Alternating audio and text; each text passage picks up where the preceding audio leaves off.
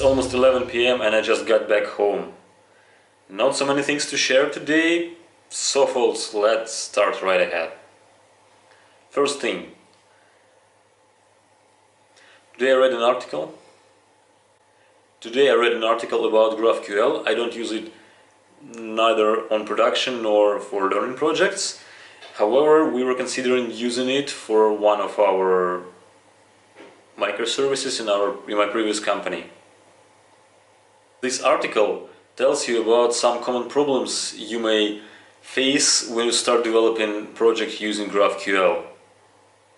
You may still face them when you develop your just plain REST JSON API, but still this article is full of insights and useful links.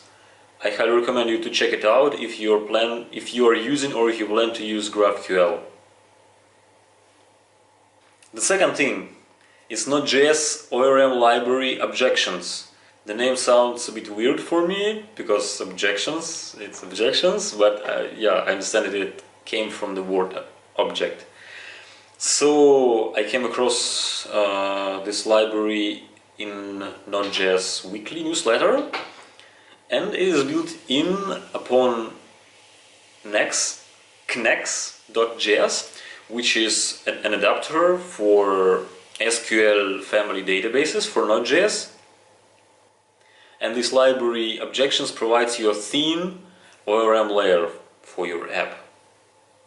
It looks interesting.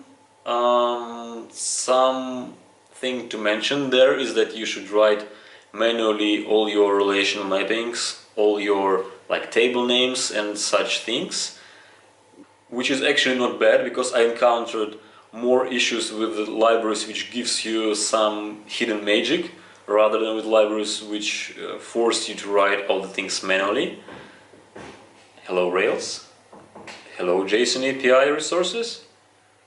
Yeah, but still I would probably pick another ORM library which I was talking about few videos ago, SQLize. In most of cases, just if you are not short in time, and or if you have some legacy database but you can write not legacy development code, in this case it probably would make sense to have this manual mapping and manual table names and manual everything else.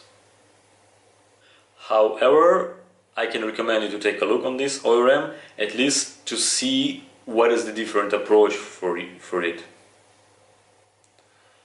Third thing is completely different from software development. Today I was visiting Toastmasters club, which I started doing not a long time ago, and I really enjoyed. And today my main focus was the filler words like so, you know, and you know. You may notice I use it quite a lot in my videos, and you can just imagine how many of them I use in my everyday speech. And if you will pay attention, you will notice how many of them you are using and people around you are using. And today I will include an article in which you may find some vivid examples and some really practical recommendations about how can you avoid having this kind of problems in your everyday or your public speeches. Go and check it out, and this is it for today. Thank you and have a bright and productive day tomorrow. See ya!